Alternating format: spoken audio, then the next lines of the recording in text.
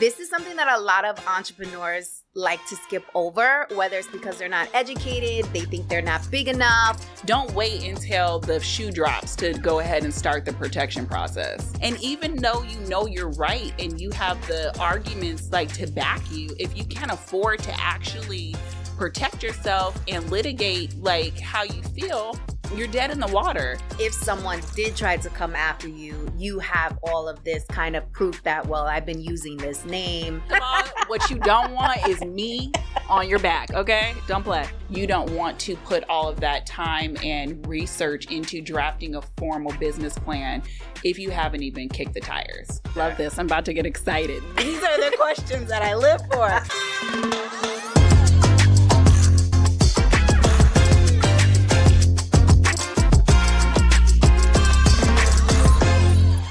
What's up, mi gente? Welcome back to another episode on Banking on Cultura. I am your host, Victoria Jenn Rodriguez, and I'm coming to you live from hot-ass New York City. It has been like a crazy heat wave for the last week and a half. That's why your girl got the spaghetti straps out here, because it is just caliente out here, y'all. It is sizzling hot to the point where it's almost like hard to breathe. Like, I was walking to the studio from the train station and I was like, oh my God.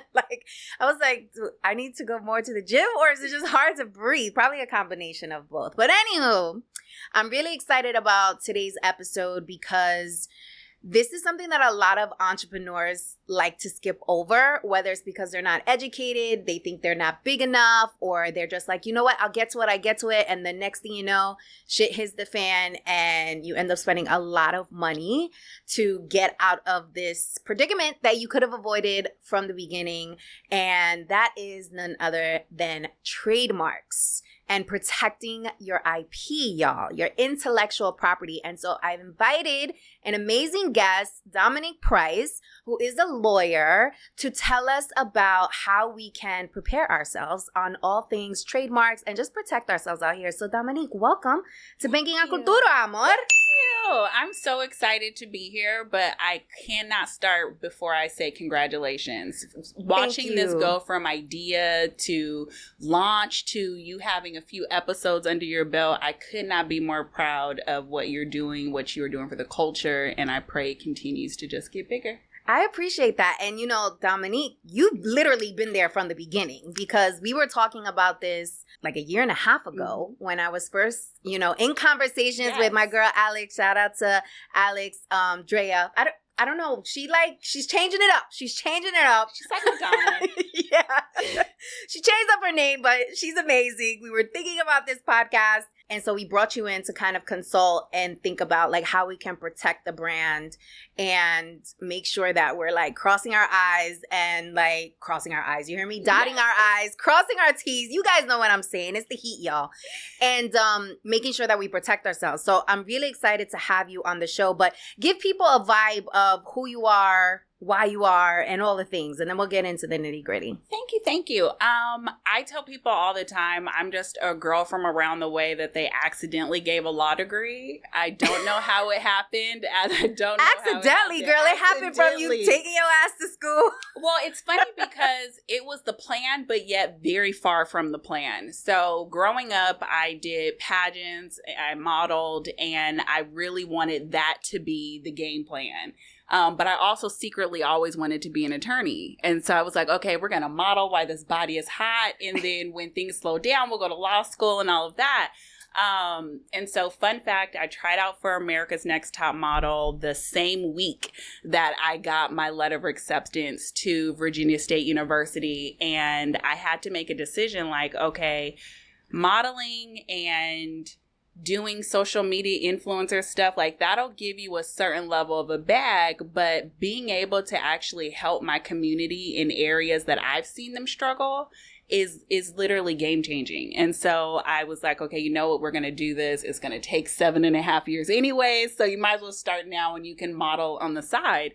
And so I applied to law school, got in, and was the then reigning Miss Oregon United States. And so I just was like, I'm going to take, fewer classes so that I can still, live out my reign. But in doing that, it kind of sparked my interest in wanting to really, really help not only small business owners, but influencers, really, really, really galvanizing and driving the point home of why it is so important for you to be protecting your intellectual property. And from there, started a whole firm.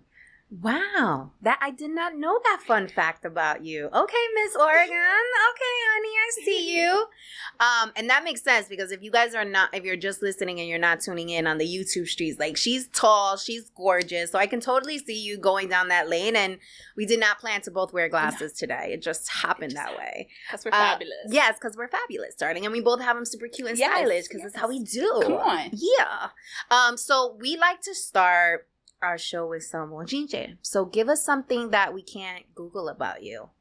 Something that you cannot Google about me, and I don't tell people this, you'd have to have gone to high school with me, but I played volleyball and I was horrible.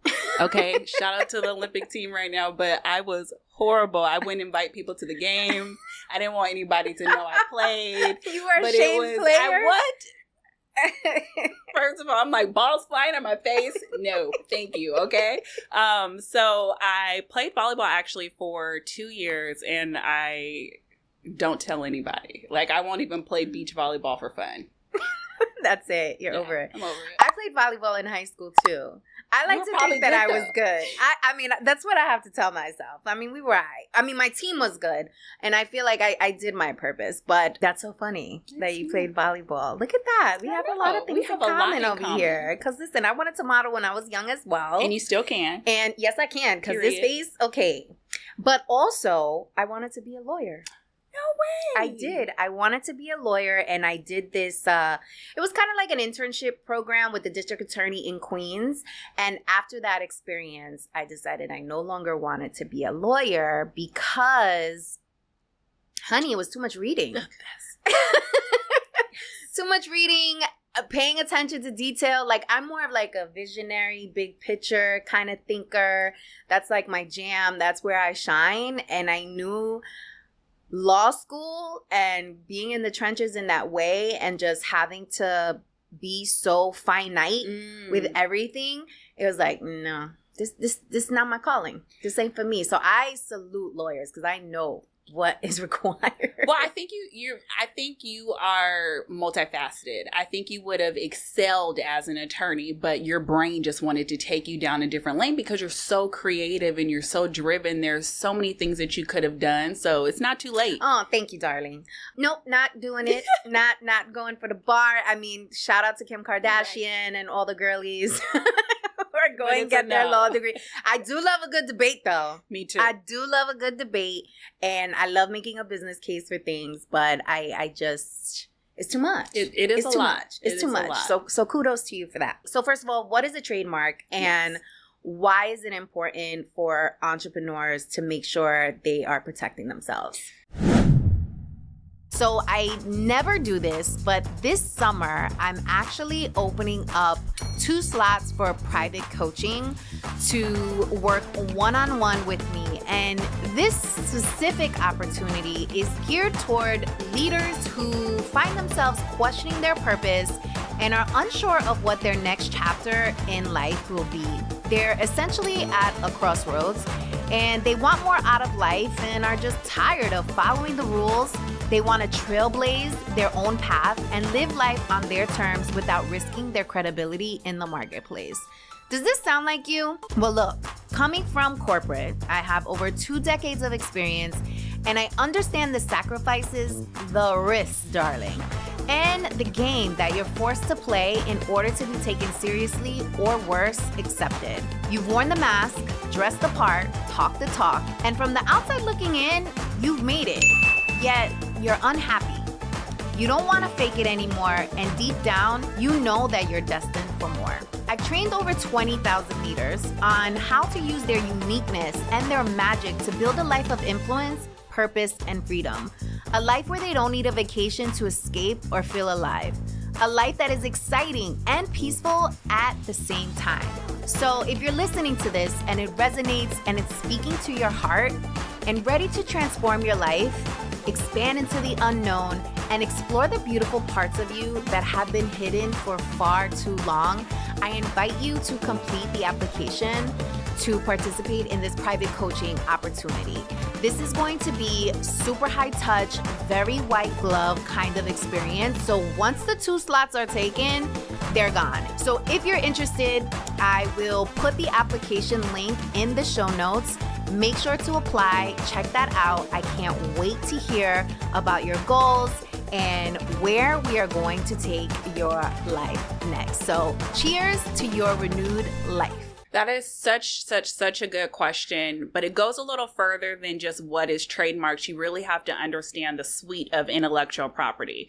And so intellectual property are actually tangible assets. And so in that suite of protection, you have trademarks, copyrights, and patents. And so I like to tell my clients, think of it from the perspective of trademarks are going to protect the external of your business. So think of the Nike brand name, the Nike swoosh, the Just Do It. But for their internal, I don't know how many of you caught Jordan's Nike special that they did. They've done some videos for Phil Knight and really explaining the history of Nike. Those genius creative works will be done, protected through a copyright. Now, more of your technical, your actual inventions, your methods, that actually can be patented. And so you always want to understand, because depending on what type of industry or service or product you decide to launch, you potentially could need all 3. You may only need a trademark, or you may only need a copyright and a patent, but it's really critical to understand how the 3 different intellectual properties work, because you want to know what triggers in your brain, like, okay, I just created a new shampoo collection. Is there anything patentable in this recipe that I may want to see if it aligns with patentability? Or I am the next Louis Vuitton and I've just created my own signature fabric. Does this align to the effect of having a copyright? Or I know that I have the next Apple brand, which is literally worth billions of dollars for their trademark alone. And so because you don't know what you are starting off right now, what that can grow into, just like having children, you don't know what they're going to grow up to be. You want to make sure that you're putting them in the best position to win, and that's having intellectual property protection surrounding it. Mic drop. Okay. Couple of clarifying questions. So what about if you're like a learning and development consultant or a coach and you've created this framework? Like, what does that fall under? I love this. I'm about to get excited. These are the questions that I live for. Okay, so 2 things. So for like your training method materials, any workbooks, you're going to get a copyright. But because you're building a development company, you might potentially want to hire on other coaches, or you want to be able to go out into the community and teach other people how to do your methodology. Well, that type of branding, you're going to want your trademark for. So remember, that type of business is going to need both trademarks for their branding, but then also a copyright for their training materials. Interesting. Okay, so what if you're like first starting, you have an idea, you haven't produced anything yet. What should you do? So I always say, like, put 5 attorneys in a room and each one is going to give you a different response. Look, before I was ever an attorney, I was a business owner. And so I attack every single thing that I tell my client is what would have made sense for me as a starting out business owner and not just a business attorney. And so what I basically tell people is that have a solid feasibility plan, which is a shorter version of a business plan, because we're in the cookie cutter stage. Like, we're not trying to have a 30-page business plan because we don't even know if this is going to pass muster. Like, right now, we just need the nitty gritty so that we can go ahead and do some beta testing to make sure that it makes sense to then pour money back into this business. And so what I tell people all of the time is craft a really good feasibility feasibility plan, make sure that the business name that you want to use is actually available. You want to not only do a basic trademark search, but you also want to search on Google and on social media platforms, because a name may be available on GoDaddy, but it's taken on all the social media platforms. And now you have to start from scratch from a naming perspective. So kind of going through, those are my two like really big ones, is having a feasibility plan and making sure whatever naming or branding configurations you're going to use are actually available. So where do you go to like find that out? Like, is it just Google or is it somewhere else? Two places I want you to go, and I want you to actually take notes here. And if you are watching the video and you can't take notes right now, screenshot where we are in the video so you can come back to this. The very first thing that I want you to do is go to uspto.gov, and you are going to do a basic search. So if you click on their top links page, it'll give you kind of like a drop down of all of the important stuff that are high level for the United States Patent and Trademark Office. You'll go down a tiny bit and you'll click search. You'll put in whatever your naming configuration is and you'll click search. Now, all you're looking for, because you're not a trained attorney, is just to see if you see any hits. If you don't see any, you're in the clear. But little note here, even if you do get some results back, you still want to have an attorney vet those, because they potentially could be in a completely different classification than you, and you'd be totally fine with still operating. Think of Delta Airplanes and Delta Faucets. They're able to coexist because they're in two completely different markets. So it wouldn't confuse a consumer. Then the next thing I want you to do, now that you know that it's available on USPTO, I want you to do a Google search, and in parentheses, just put website, social media, or any other mention, and then whatever that brand name is. And so if there's an Instagram or a website or a Facebook page, that should pull up those results so that you can make sure that you're in the clear. Wow. Okay. So that is really good to know. So, okay. So let's walk through the process. Yes. New entrepreneur. I'm like, okay, this is going to be my brand name. I have my feasibility plan. By the way, what exactly is included in that plan? So a feasibility plan is basically a business plan, but a shorter, condensed version. So think of like Twitter versus an Instagram caption. Like, it's just the brevity of what you are speaking to. So in a feasibility plan, you're going to still list out like your mission. You're going to list out your target information. So who is your target customer? What does the actual market look like for the space that you're going into? What will be your initial launching marketing mechanisms? And what key individuals do you need to have to make it come to fruition? That's it. Like, this is literally bare bones. I literally have a free one on my website that like walks you through the steps of how to do it, because I realized that so many, like back in the day, I don't know if you remember this, people were spending thousands of dollars to get business plans made off of a pure idea. But you've now, let's say, for example, you've now spent $2,000 to $3,000 on a professional business plan only for you to have one meeting with an investor, and you done flipped your whole idea on its head, and you're starting from scratch again. And now you're going to have to reinvest that money again on another business plan. But if you go the route of doing that information yourself and doing the feasibility guide, you'll at least have an idea of, is there actual market space for me to enter this area? Do I have a good understanding of the people that I want to market to as far as my ideal customer, and can I really scale this, is what you're going to be able to answer in a feasibility guide. So then you can ask yourself, is this something I do want to put money to? Is it something that I want to protect with IP? Or, is this enough bones to it that I could go seek out an investor? But you, again, like I said, you don't want to put all of that time and research into drafting a formal business plan if you haven't even kicked the tires. Or you don't even want to get a trademark if you haven't. Don't even get me started. If you haven't gone through it, because I could totally see, because we're special creatures and we have amazing ideas, 10 ideas. We want to trademark all 10 of our branding ideas and not even move forward with any of them. Right. Is the recommendation that, like, before you put any monies towards trademark, copyright, any of that, you actually give this some real thought. Yes. And make an executive decision like, okay, I'm doubling down on this. I'm moving forward with this. Yes. And again, some of my fellow attorneys are going to hit me when I say this, and I can protect myself if you want to be an Instagram thug. So I got this. But because I know that I'm I'm definitely the minority when it comes to this thought process, but I personally feel that you should have made at least a few dollars in what it doesn't have to be a lot, but one sale, even if you discount it 95%, but you want to have one proof of concept fully from an actual funding perspective as well, unless you have a ton of money to invest, which some of us are blessed to have when we start our business, especially if we've gone from 9 to 5.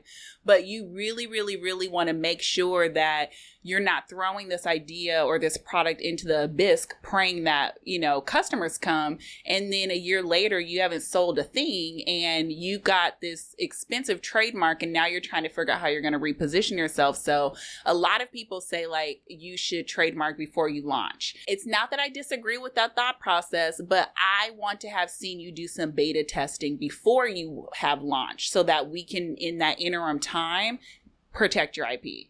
Right. Let's give a real life example, because you and I worked on trademarking Banking on Cultura. Yes. And there were tons of questions you were asking me. And I was like, I don't know. So, because it's like one thing to trademark, and then there's like subcategories within the trademark situation, which makes things really complicated. So let's share with the people, like for example, let's just use Banking on Cultura. When we were trademarking Banking on Cultura, your advice to me was to like start with like one of the categories, right? Yes. And then it was like, once it grows, we'll expand it to the other categories. Yes. So we applied for this 41 year ago. Oh, I thought you were going to say what classification. No, we are going to get into the classification, but we applied for this over a year ago. And application is still pending. Still pending. So just to give people like a heads up of how long this takes. But the good thing is, you did tell me that like once you put in an application, it's like somebody can't come in and be like, oh. Well, it's not that they can't. They can still kind of come in and try and oppose your trademark, but you have more rights because you've done your due diligence and you've gone ahead and filed. So now it's their burden of proof to prove that they either had superior rights or you filed yours wrong. Like they literally can come up with a million reasons why they want to oppose your trademark. It's a whole nother conversation as well. Okay. But if you had already filed, if you had already been using it, it gives you more priority, more leverage. Which is also the case, like if you go live with a website, you go live with a brand and you're doing events, you're marketing, etc., and you didn't go after the trademark, if someone did try to come after you, you have all of this kind of proof that, well, I've been using this name, selling this, blah, blah, blah, blah, and you have more leverage at that point, right? Yes, you have more leverage. And not only will you have more leverage, so there's this weird, interesting thing in the legal world where certain things are automatically fact. You don't have to try and prove that point. It's a matter of factual law. So when you already have your copyright or your trademark or your patent, you don't have to spend a ton of time showing and proving that you own it, because your registration is automatic proof that you have ownership. So then it becomes on their terms of really trying to come, like you'll literally see things written on napkins, like old, like pieces of fax paper. Like people will literally dig up anything they possibly can to try and oppose a mark, to try and say that they had prior rights. But that literally is going to be the first thing that they look at, is who actually has registration. And that it just gives you a different playing field. And filing an application doesn't mean registration? Or No. So like you were saying before, we started your application over a year ago. And so the trademark process can take over 18 months. Like Cardi B's trademark took years. Like I want to say off the top of my head, I think it was like 2.5, 3 years before her slogan was officially trademarked. What, the Yes. I can't do it, or else I would have done it. I have practiced in the mirror. I didn't know that she trademarked that. She tried to. And she actually did an interview on it. She's seen the girls from Keeping Up with Kardashians do it on the show. Mm-hmm. And she was like, hold on now, I want all my coins. So they started the process late, which is one of those things, again, why I started off with saying is you want to understand all three of the different intellectual property protections, because she didn't realize that that's something that she should have protected straight out of the gate. And if she would not have done that, think about the licensing opportunities, think about the merch opportunities like she would not have access to because she didn't trademark it. Interesting. So regardless of how long the process takes, still do it as early as you can financially afford to do it. Yeah, but I think in this case, like, nobody knew that was gonna pop. Right. So it's kind of like, it was kind of like, what's her name? Kylie. Yes. When she did that Good Morning Sunshine or whatever it was. Was it like Rise and Shine? Yeah, something. And then it went crazy, and then she went to kind of go and trademark. Like, some things you just don't know. You if just it's don't gonna know. pop. And I tell business owners all the time, like, you have to look at companies like a Microsoft. Like, they started with one trademark. They now have hundreds of trademarks, copyrights, patents. Like, just start with your one, and you can add on as you go. And when you start seeing, like, say, for example, you have a really dope collection name and you didn't even think to trademark the name of your collection, but now you see people, your customers using it in everyday lingo. So you then go back and trademark it. That's fine. But for those major points in your business, don't wait until the shoe drops to go ahead and start the protection process. So some might argue that, like, if you already have the website, if you're already doing events, if you're already, the brand is out there, like, and that you have proof of that, then, like, even if somebody does try to come for you, like, you're good. So what's the point of a trademark? You're good if you have tens of thousands of dollars to litigate that in court. That's the issue. Okay. It's not a matter of, do I have the time to argue this? Do I have the evidentiary proof to prove it? It's, do I have the time and money to actually litigate the issue? Right. Because, for example, I very early on in my career, I worked with a client who was receiving cease and desist letters from Louis Vuitton because he was a designer and he thought that it was okay to use their logo and fabrics on different items that he was making. And his perspective was, everyone does this on social media. So many fashion designers take like similar looks or patterns and they try and do like spoofs. Why is this a big issue? The issue is that they own it. And so regardless of if you're trying to say like, well, this particular design, they don't even do. Like, so what's the big issue? This shouldn't be infringement. It is. And if he wanted to fight it, he could have. And I gave him the, quote unquote percentages of success. But off the top and on average, on a low end, it was going to cost over $30,000 to just start litigation. And you got to think, these larger luxury brands, they have whole budgets to bankrupt small businesses. It's literally one of the things that, like, I get teary-eyed and frustrated about, because I've seen hardworking, like, single moms, like single dads, like older people get totally just like bombarded by the anxieties of getting a letter from a Louis Vuitton or Nordstrom's or ESPN, and you're being told that you are in violation of this large company's intellectual property. That's scary for a business owner. Super scary. And even though you know you're right and you have the arguments like to back you, if you can't afford to actually protect yourself and litigate like how you feel, you're dead in the water. Right. So instead, just go ahead and have the protection because like I mentioned before, it's going to be a matter of factual law that you can already prove that you own it. So the amount of money now that you would have to spend to litigate your ownership is a lot less than what the other person has to actually prove. Got it. Okay. I know that was a little long-winded. Yeah. No, I get what you're saying, and this is helpful. So let's circle back. So banking on Cultura, we were going for the trademark, and you advised me to kind of go into one particular category. And this is why it's important for you to, like, I believe, not to do like LegalZoom, because there's tons of ways for you to get trademarks. There is. Right? There is. But in my experience, I was like, I got tons and tons of questions, and I need somebody who's gonna like break this down and almost like handhold me through this process, which is exactly what you did. Like, I was like, mira, what does this mean? Should I not go this way? Should I not go that way? Which is like really helpful versus kind of just being thrown in with like a subgroup of people to do it.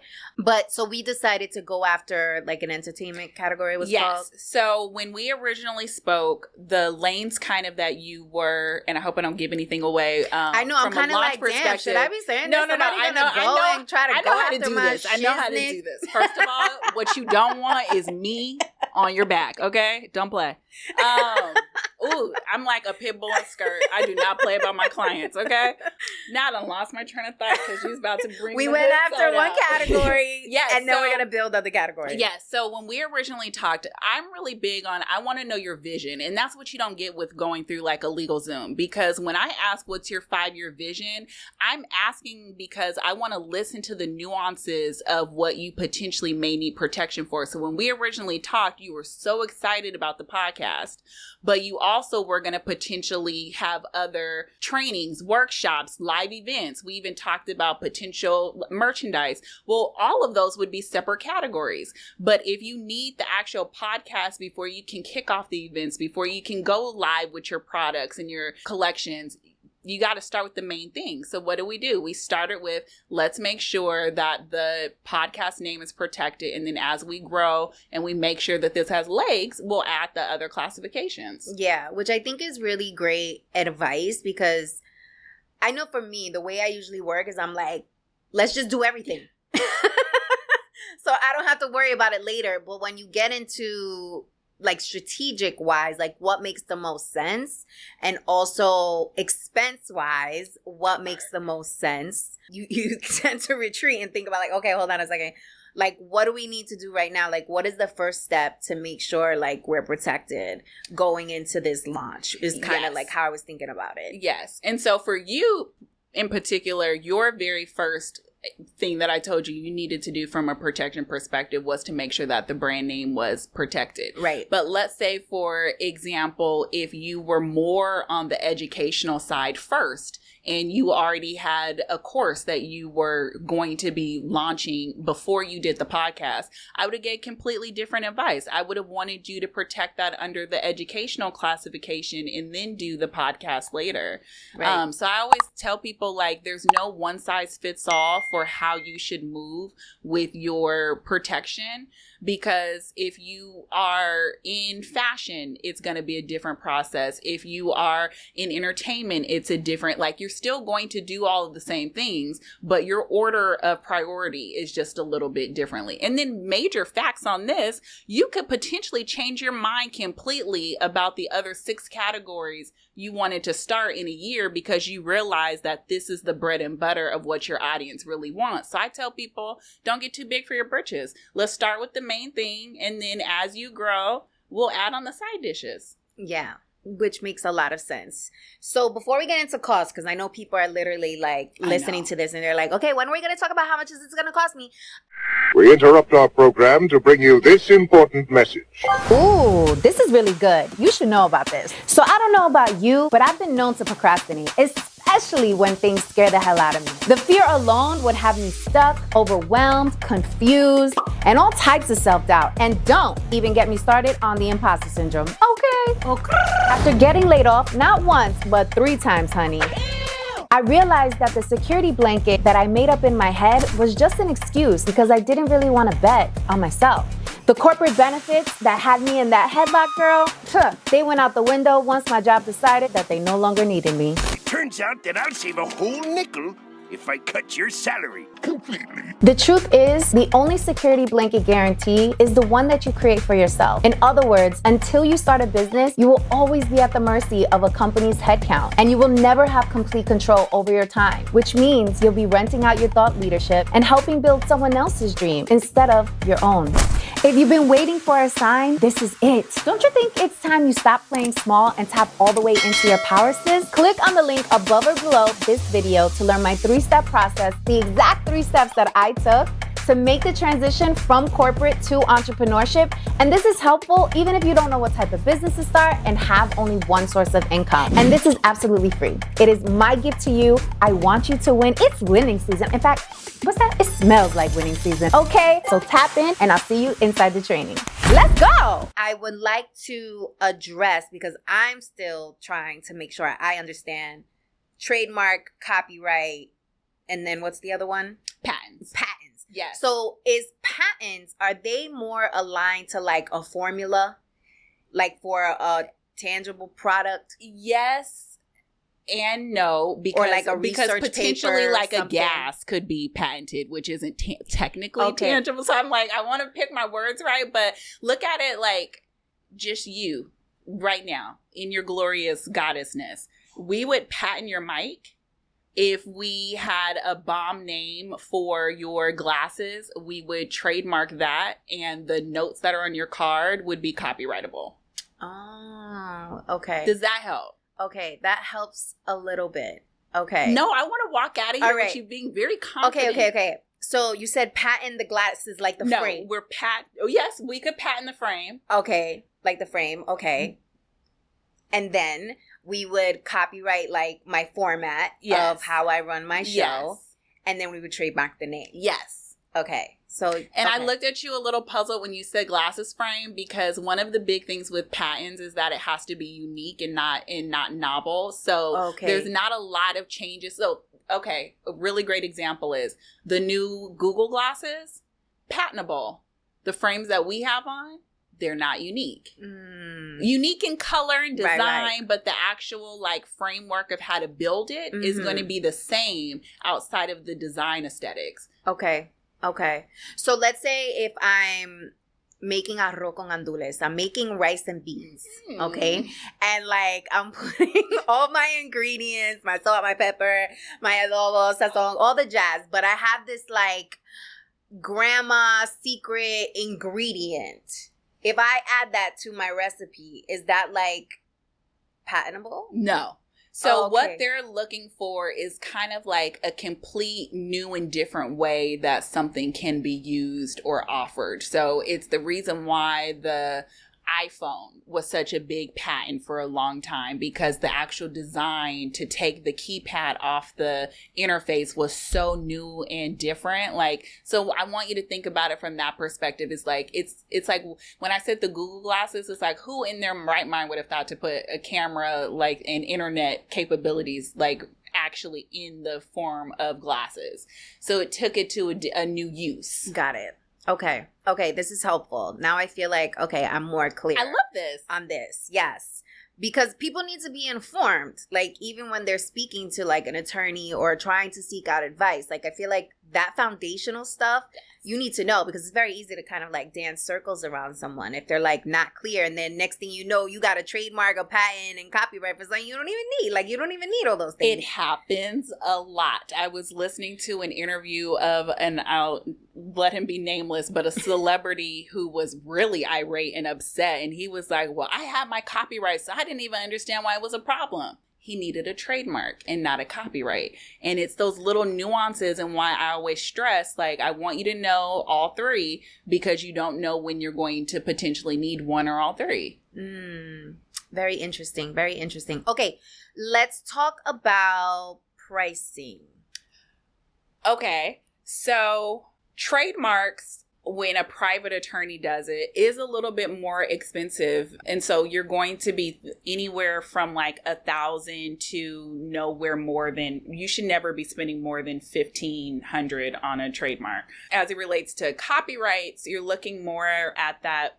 I would say like a typical attorney is going to charge anywhere from about $300 to $700, depending on what the copyrighted work is. And patents, it literally just like most patent attorneys have a huge range of what they charge, because you literally have to actually design the model and put it in the application. So most, I should say almost all, but most patent attorneys have an engineering background so that they can make sure that the mechanics of what they're drafting make sense. And so that's going to be on the higher scale. A patent can literally range anywhere from like a few thousands to in the tens of thousands of dollars, depending on what you're building. Oh, wow. So think of like the Ford motor, or the iPhone. Two completely different applications because of the blueprint and the models that have to go inside of the application. So you can't just go to like one lawyer and be like, get me my trademark, my copyright, and my patent, you have to go to like... You can. Okay. But I want you to make sure that you ask that attorney if those are their specialties. So I am a trained corporate attorney. And so anyone who practices on the corporate side is either going to be focused on business law, employment law, or like, say, for example, like a specialty area like real estate for most often. And so because I got my start with the NBA and then moved over to Microsoft, my background was always contracts and IP. Well, my main bread and butter was always contracts. And it just kind of slipped into IP. And so because those are my areas of specialty, I feel confident. But I've had situations where clients will be referred to me. We start working together and they're like, yeah, I had somebody do this for me already. And it was a personal injury attorney. Well, your personal injury attorney is awesome probably at getting you damages for an accident, but they don't know the ins and outs of the different type of classifications and when to file this. Like, yes, there's generalized knowledge, but the real like nitty gritty, you need somebody who specializes in it. I'm grateful that I've had my corporate background because it allows me to have a few different specialties. But always just ask the attorney, like, what is your actual specialty? What do you love doing? Because that shows in people's work as well. And you really just want to make sure, I always say, like, there's business attorneys and there's litigators. So you want to make sure that at least if it's not their specialty, they're at least a business attorney. Okay. Guys, I hope, listen to me. I hope you are taking all the notes because this right here is just amazing gems. So thank you so much. Of course. All right. So let's keep this party going. Classifications, because what I did learn as I was going through the trademark process is like, there's a cost for the trademark and then there's cost for each classification class. So a classification on average, like how much is that?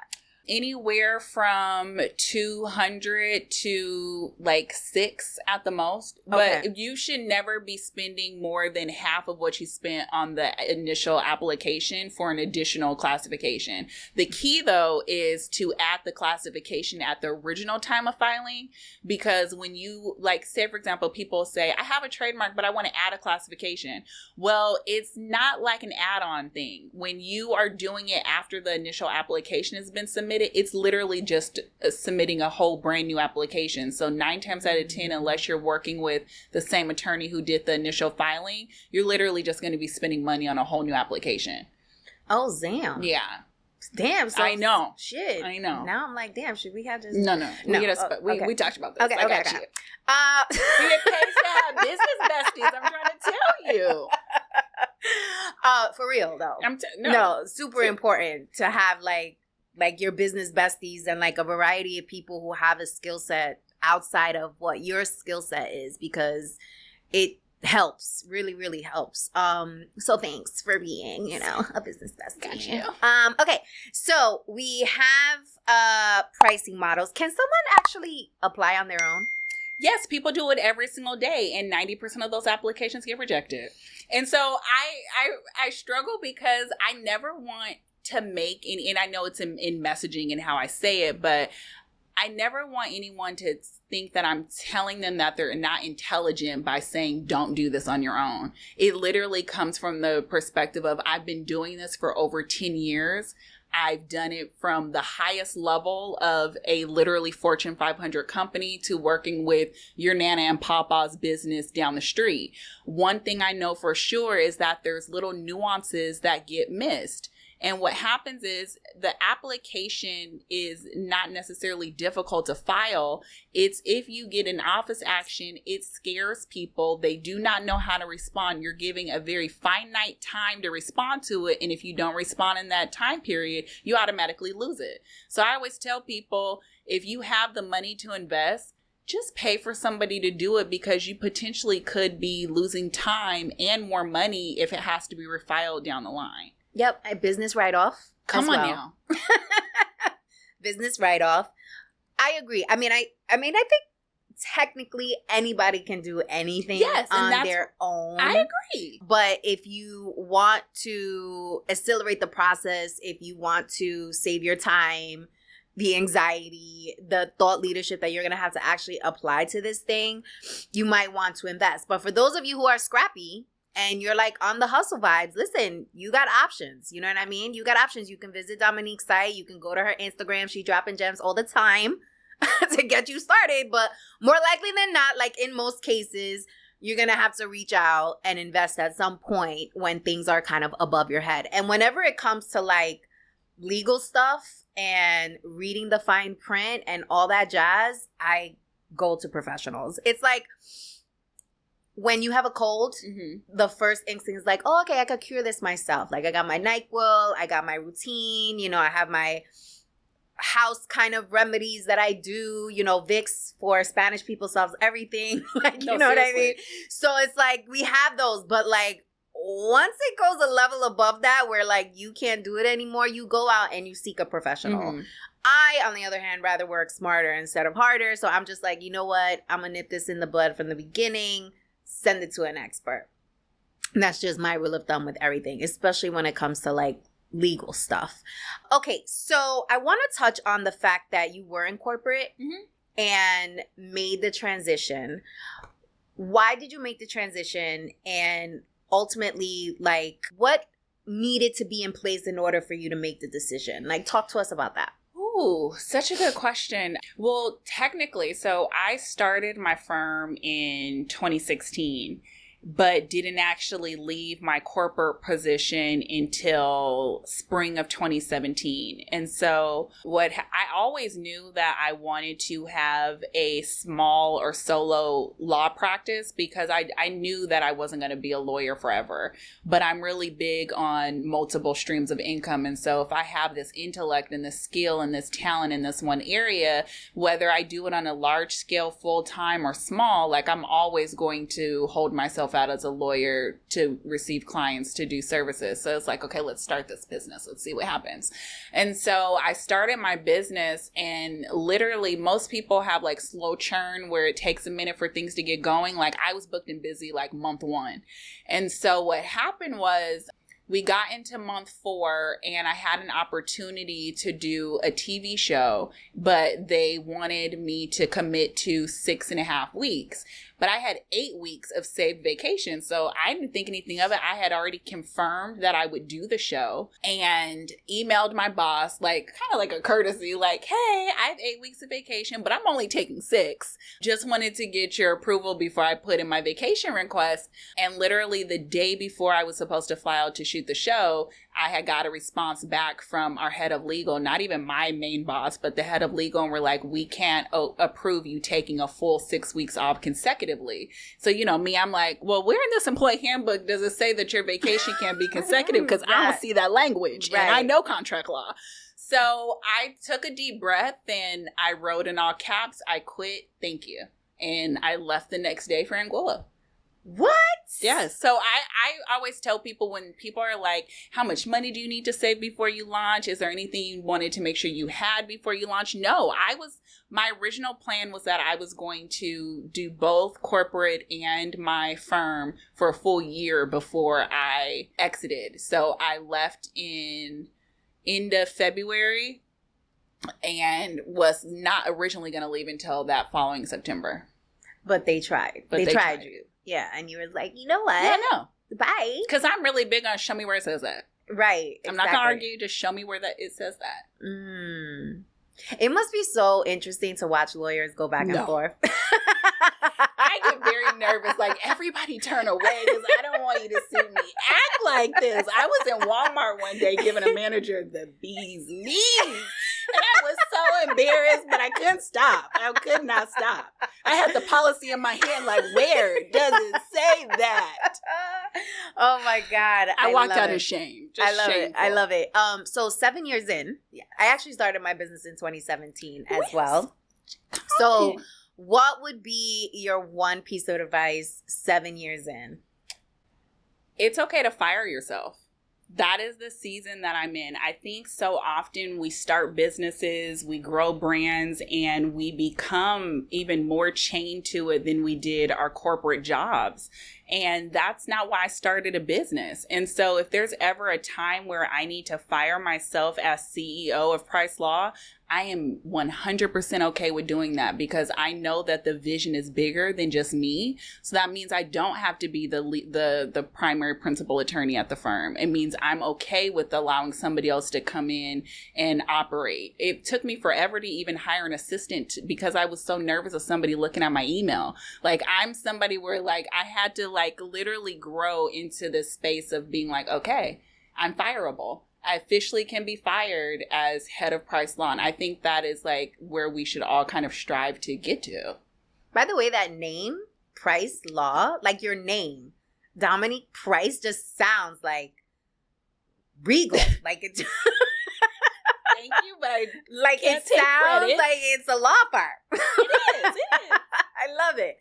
Okay, so let's get into the Talk That Talk segment where we address something taboo in the culture. And we had previously discussed something that I thought was super, super important for us to bring to the forefront around estate planning. Yes. Which is also an area of expertise. So talk to us about how our community, Black and Brown communities, think about estate planning and why they need to get serious about this, whether they have multiple assets or they're renting an apartment. I get really frustrated when it comes to the concept of minorities and estate planning because I've read research, I've looked at the stats. I don't understand what our hang up is in moving forward with estate planning because when you look at the numbers, it's staggering. Like literally over 50% of non-minorities have some form of estate planning done. 77% of minorities said that they have zero. Wow. And so when you think about closing the generational like wealth gap, it starts with estate planning. But more important than just estate planning, it really, really comes with passing down knowledge. I think we got into a season where more minorities were hitting middle class, more minorities were hitting that number 1%. But I don't think we did a good job of going back and actually teaching what that succession looked like. Instead, we just started leaving assets as we could because it was the first time in generations that we had any assets to leave in the first place. And because that was a miss, it didn't get properly transferred from one generation to the next because a lot of minorities either don't want to face the conversation, they think that they don't have enough assets to even start estate planning, or shrug, mom and them gonna get it anyway, so why do the hard work? But what they don't understand is that you're costing your estate money by not doing any type of preparations because you then have to, well, not you particularly, but your estate has to pay probate fees to go through the process of handling your estate. And it's even harder if there's no estate planning done whatsoever. So even though a will has to go through the probate process, it's going to be a lot quicker and a lower cost as opposed to somebody who dies what they like to call interstate and they have nothing done. Okay, wait. You're too technical. Okay. Let's make it really simple. Really simple. Really simple for folks who don't have any assets. They don't have a home. They might have a car. They don't have any kids. If you are literally out in this world, it's me, fi me, and your car Daisy. If you know that your little cousin has been working super hard or your brother is going to be in high school soon, you can literally get a will drafted that literally just outlines that my car Daisy is going to my niece. My car Daisy is going to my brother, because if something happens to you and you have nothing in writing, if your parents are still living, they automatically get your estate, not your siblings, not your cousin that you've helped raise or your niece. It literally goes to the next surviving family member. So I always tell people, like, don't just watch celebrity news. Start taking lessons from it that you want to implement in your own life. And so one of the things I was talking to a colleague about recently is the issue with Takeoff. Like, we're talking about an individual who has a ton of assets, who has a ton of IP assets as well through his music catalog, and had zero Victoria, 0 estate planning done. He was estranged from his father, had never really even had a conversation with his father. But because he has passed away, there was nothing in writing to his estate. And even though he has a whole song that he was leaving everything to his mom anyways, that's not admissible in court. They can use it as character, but they can't use it as a determinative fact as it relates to estate planning and it being drafted. And so his mom and dad have been in court arguing over his estate. And it's the saddest thing in the world. They should be grieving their son and they're fighting over assets. So whether you have your Cardazy or you have Grammy award-winning music catalog that you're thinking about protecting, you still want to sit down and draft. At basic level, every single one of us needs to have a will. Now, if we want to get a little bit more jazzy and we have a business or we have some IP or we have homes or we have children, then we want to start talking about moving into getting a trust established. And then if you're a serial entrepreneur or a serial business person or, you're killing it on the corporate ladder, there's literally different methods that we can craft for you, but don't wait until it's too late. If COVID taught us nothing at all, I hope it taught us that time is precious and life can be really fragile. And so you want to make sure that before anything happens, you are protected. So please, you guys, if you listen to nothing else, have a will drafted, please. Okay, one quick clarifying point here. Mm-hmm. What is the difference between a living will and a will?